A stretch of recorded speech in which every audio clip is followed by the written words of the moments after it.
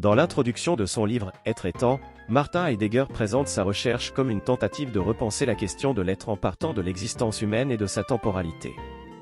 Il critique ainsi la métaphysique traditionnelle qui, selon lui, a réduit la question de l'être à une simple catégorie ontologique, sans prendre en compte le lien étroit entre l'être et l'existence. Heidegger affirme que l'être humain est le seul être capable de se poser la question de l'être et de comprendre son propre être, mais que cette question a été délaissée par la philosophie depuis l'Antiquité. Il cherche donc à renouveler cette interrogation en se concentrant sur l'existence humaine elle-même, et en montrant comment cette existence est conditionnée par la temporalité, c'est-à-dire la manière dont le temps se déploie dans l'existence. Enfin, Heidegger souligne l'importance de la méthode phénoménologique, qui consiste à partir des phénomènes eux-mêmes pour en dégager les structures et les significations. Il affirme ainsi la nécessité d'une analyse existentielle fondamentale, qui prenne en compte l'expérience concrète de l'existence humaine pour repenser la question de l'être.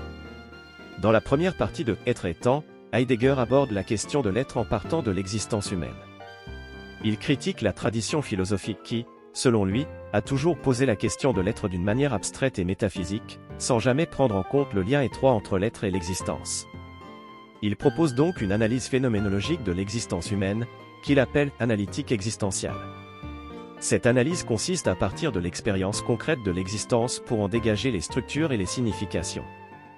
Heidegger distingue ainsi trois modes fondamentaux de l'existence humaine, la préoccupation, l'angoisse et l'authenticité. La préoccupation correspond à l'état ordinaire de l'existence, où l'individu est absorbé par ses activités quotidiennes et ses projets.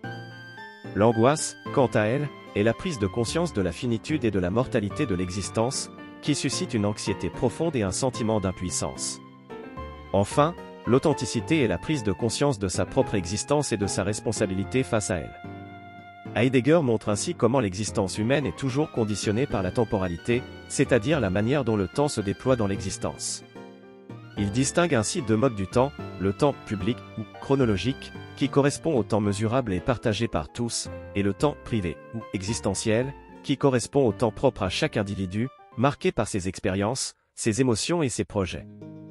L'analytique existentielle permet ainsi de repenser la question de l'être en prenant en compte la manière dont l'existence humaine est conditionnée par la temporalité et en montrant comment la compréhension de l'être est toujours liée à la compréhension de l'existence. Dans la première partie de son ouvrage, Heidegger cherche à définir les structures fondamentales de l'existence humaine. Il commence par mettre en évidence la dimension ontologique de l'existence, c'est-à-dire la façon dont l'homme se pose la question de l'être en général. Il considère que cette question a été oubliée dans la tradition philosophique et qu'elle doit être réhabilitée pour que l'existence humaine puisse être pensée de manière authentique. Heidegger propose ensuite l'analytique existentielle, qui consiste en une analyse de l'existence humaine à partir des phénomènes les plus ordinaires de la vie quotidienne. Selon lui, l'existence humaine est caractérisée par 5 structures fondamentales, la compréhension, l'interprétation, la situation, la disposition et la temporalité. La compréhension désigne la capacité de l'homme à saisir le sens des choses qui l'entourent. Pour Heidegger, cette compréhension n'est pas un acte de connaissance objectif, mais plutôt une manière de s'immerger dans le monde. L'interprétation est liée à la compréhension, dans la mesure où elle permet à l'homme de donner un sens aux choses qu'il rencontre dans le monde. L'interprétation est donc une condition nécessaire pour que la compréhension soit possible. La situation renvoie au fait que l'homme est toujours situé dans un monde particulier, avec ses normes, ses valeurs et ses significations propres. La situation détermine donc en partie ce que l'homme est capable de comprendre et d'interpréter. La disposition concerne l'attitude que l'homme adopte face à son existence. Pour Heidegger, l'existence humaine est marquée par l'angoisse, qui est la prise de conscience de la finitude et de la possibilité de la mort. Cette angoisse est à la fois une expérience négative, mais aussi une occasion de se questionner sur le sens de l'existence. Enfin, la temporalité désigne le fait que l'existence humaine est marquée par le temps. Pour Heidegger, le temps n'est pas une mesure objective, mais plutôt une manière d'être au monde. L'homme est toujours situé dans un temps qui lui donne une certaine perspective sur le monde et sur lui-même. Ces 5 structures fondamentales de l'existence humaine constituent les éléments clés de l'analytique existentielle de Heidegger. Elles permettent de comprendre comment l'homme se situe dans le monde et comment il donne un sens à son existence. Dans Être et temps, Heidegger met en avant la temporalité comme une dimension fondamentale de l'existence humaine. Pour lui, l'être humain est toujours situé dans un temps particulier, qui structure son existence et ses expériences. Heidegger distingue 3 modes de la temporalité, le passé, le présent et le futur. Le passé n'est pas seulement une série d'événements qui se sont produits, mais il est une partie intégrante de notre être au monde, car il a façonné qui nous sommes aujourd'hui. Le présent n'est pas simplement un instant figé dans le temps, mais il est une durée continue qui est toujours en train de se dérouler. Enfin, le futur n'est pas seulement une incertitude quant à ce qui va arriver, mais il est une possibilité qui nous ouvre à des choix et des décisions qui peuvent changer notre vie. Heidegger souligne également que le temps est le cadre dans lequel toutes les expériences humaines ont lieu. L'existence humaine est toujours située dans un contexte temporel, ce qui signifie que notre compréhension du monde et de nous-mêmes est toujours conditionnée par notre situation temporelle. Cela implique que la compréhension de notre être ne peut se faire que dans un horizon temporel particulier, que Heidegger appelle l'horizon d'ouverture. En somme, la temporalité est une dimension centrale de l'analytique existentielle de Heidegger, qui permet de comprendre comment l'existence humaine est conditionnée par le temps et comment elle se déploie dans le temps. Pour Heidegger, l'existence humaine est un projet permanent qui implique de se projeter vers l'avenir et de se déterminer soi-même. L'existence ne peut être comprise comme une simple présence dans le monde, mais plutôt comme un mouvement constant vers l'avant, qui implique de se projeter vers des buts et des objectifs. Dans cette perspective, l'existence humaine est caractérisée par la possibilité de devenir soi-même. Cela signifie que l'individu est appelé à se réaliser en fonction de ses choix et de ses projets, en se déterminant librement par rapport aux normes et aux attentes sociales. L'existence est donc un mouvement vers la réalisation de soi, qui ne peut se faire qu'en s'affranchissant des contraintes et des déterminismes qui pèsent sur nous. L'existence comme projet implique également la prise de responsabilité pour soi-même. Chaque individu est responsable de sa propre existence, de ses choix et de ses actes, et ne peut pas se décharger de cette responsabilité sur les autres ou sur des normes extérieures. Cette responsabilité implique la prise de risque et la possibilité d'échec, mais c'est précisément en faisant face à ces défis que l'individu peut se réaliser et se déterminer librement. En somme, l'existence comme projet et possibilité d'être soi-même est une notion centrale dans la pensée de Heidegger. Elle implique de se projeter vers l'avenir, de se déterminer librement par rapport aux normes sociales, et de prendre la responsabilité de sa propre existence. C'est cette dimension de l'existence qui permet à l'individu de se réaliser et de trouver sa place dans le monde. Dans Être et temps, Heidegger considère la mort comme l'horizon ultime de l'existence humaine. Selon lui, la mort n'est pas simplement un événement futur qui se produira à un moment donné, mais plutôt une possibilité omniprésente qui conditionne l'existence elle-même. Heidegger affirme que la mort est ce qui donne un sens véritable à notre existence. En prenant conscience de notre mortalité, nous réalisons que notre temps sur Terre est limité et que nous devons donc utiliser ce temps de manière significative. La mort nous oblige à faire des choix et à prendre des décisions quant à la façon dont nous voulons vivre notre vie. De plus, Heidegger soutient que la mort est la possibilité la plus authentique d'être soi-même. En étant conscient de notre finitude, nous sommes amenés à réfléchir sur notre vie et à nous demander ce qui est vraiment important pour nous. Cette prise de conscience peut nous amener à nous éloigner des attentes sociales et culturelles qui nous ont été imposées et à trouver notre propre chemin dans la vie. Cependant, Heidegger met en garde contre la tentation de considérer la mort comme un simple événement biologique ou une occasion d'atteindre une vie éternelle. Au contraire, il insiste sur le fait que la mort ne peut être comprise que dans le contexte de l'existence humaine, en tant que possibilité qui façonne notre manière de vivre et d'être. En fin de compte, pour Heidegger, la mort est l'horizon ultime de l'existence humaine, mais c'est aussi ce qui nous permet d'expérimenter pleinement notre existence en tant qu'être au monde. Dans Être et temps, Martin Heidegger soutient que la mort est la possibilité la plus authentique de l'existence humaine. Selon lui, la mort est l'horizon ultime de la temporalité de l'existence. Elle nous permet de saisir l'ensemble de notre existence comme un tout fini et nous incite à vivre chaque instant pleinement.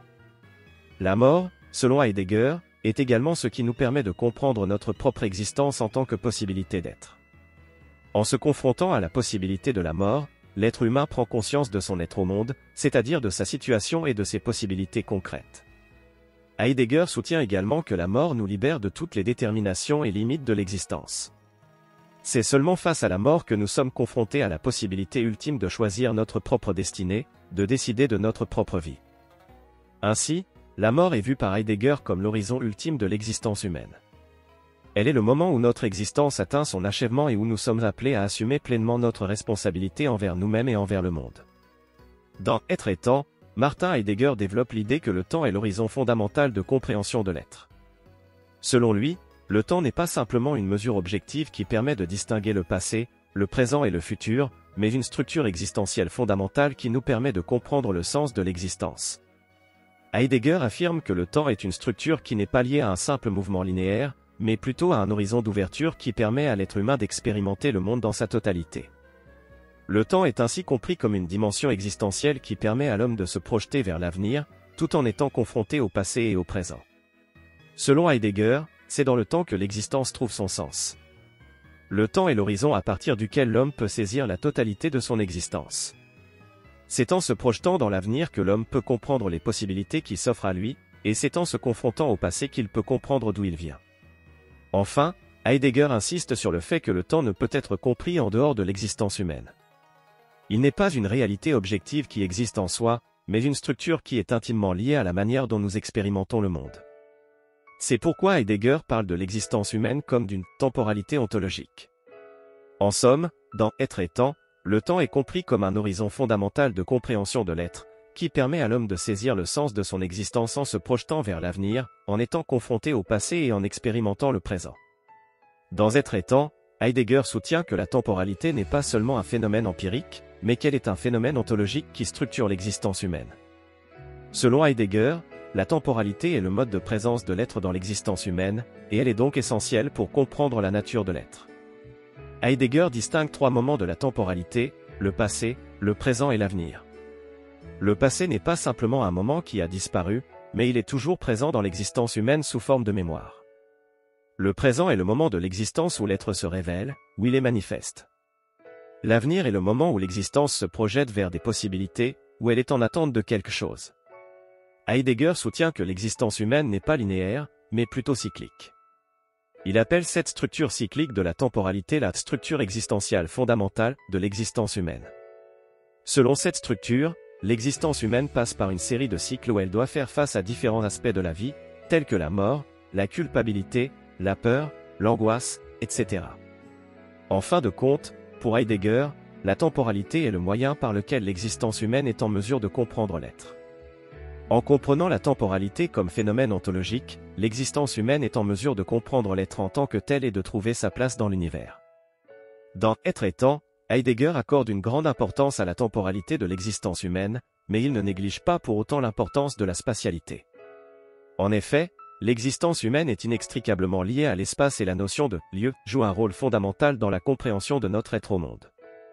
Heidegger décrit la spatialité comme une détermination de l'existence qui permet à l'homme de se situer dans le monde et de se rapporter à lui. Cette détermination se manifeste notamment à travers l'expérience de l'orientation, qui nous permet de nous repérer dans l'espace et de nous situer par rapport à des objets et à d'autres êtres humains. Cependant, Heidegger va plus loin en affirmant que la spatialité est aussi une condition nécessaire de la temporalité. En effet, notre existence est toujours située dans un lieu donné, et notre rapport au temps est toujours influencé par notre situation spatiale. Par exemple, les différentes heures de la journée ont une signification différente selon l'endroit où nous nous trouvons et les activités que nous y menons. Heidegger insiste également sur le fait que la spatialité n'est pas seulement une caractéristique objective du monde qui nous entoure, mais qu'elle est aussi une dimension subjective de notre existence. Nous avons tous une manière propre de nous rapporter à l'espace, qui reflète notre manière d'être au monde.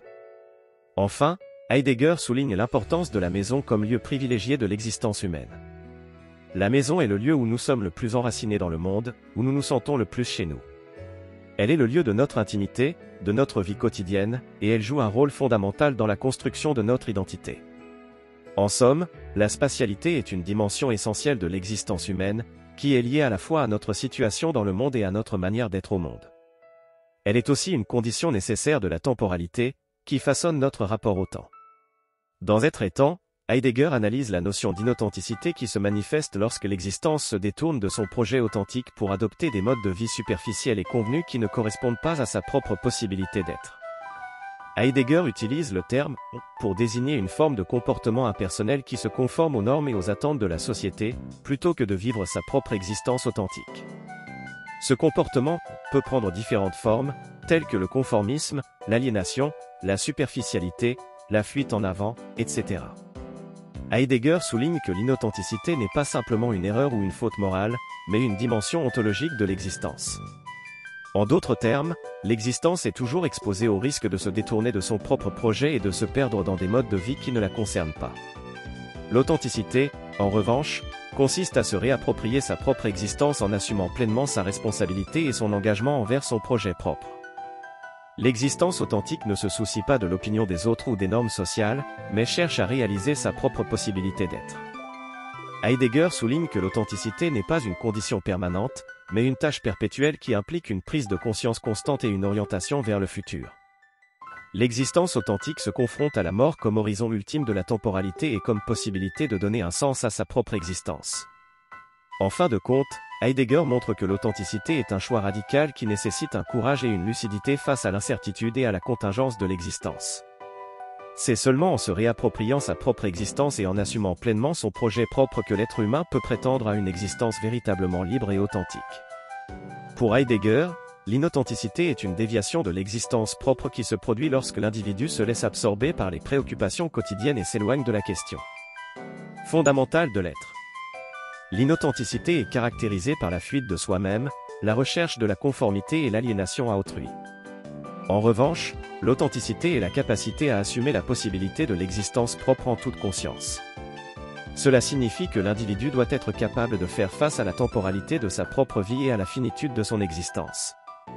L'authenticité implique également une prise de conscience de l'unicité de chaque être humain et de sa propre responsabilité en tant qu'individu. Pour Heidegger, l'authenticité n'est pas un état statique, mais plutôt une attitude dynamique qui exige un engagement constant et une prise de conscience de soi. L'individu authentique est capable de se libérer des contraintes de la vie quotidienne et de se concentrer sur la question fondamentale de l'être. L'authenticité est donc une façon de vivre l'existence proprement et d'affirmer sa propre possibilité d'être soi-même.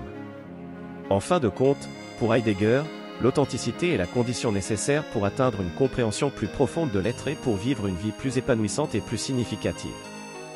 Dans Être et temps, Martin Heidegger affirme que l'existence authentique est caractérisée par la responsabilité, qui implique de reconnaître sa liberté et d'assumer les choix que l'on fait.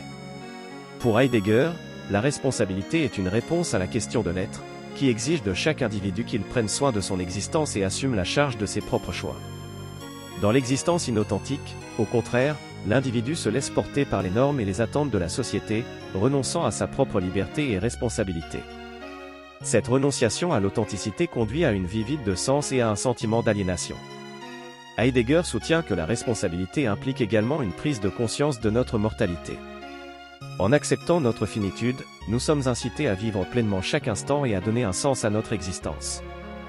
Dans cette perspective, la mort n'est pas une fin en soi, mais plutôt une possibilité d'existence. En résumé, pour Heidegger, la responsabilité est l'un des fondements de l'existence authentique, qui se caractérise par la reconnaissance de sa propre liberté et la prise en charge de ses choix. La mort est également un horizon de cette existence, incitant chaque individu à vivre pleinement chaque instant. Dans sa conclusion, Heidegger insiste sur l'importance de repenser la question de l'être, qui a été négligée par la tradition philosophique depuis l'Antiquité. Il souligne que l'analyse existentielle de l'existence humaine est un préalable nécessaire pour aborder cette question fondamentale. Il affirme également que la pensée ne doit pas être considérée comme une activité purement théorique et spéculative, mais comme un mode d'existence authentique et engagé dans le monde. Enfin, il met en garde contre les dangers de la déviation de l'existence propre vers l'inauthenticité et encourage chacun à assumer sa responsabilité envers son existence et le monde qui l'entoure.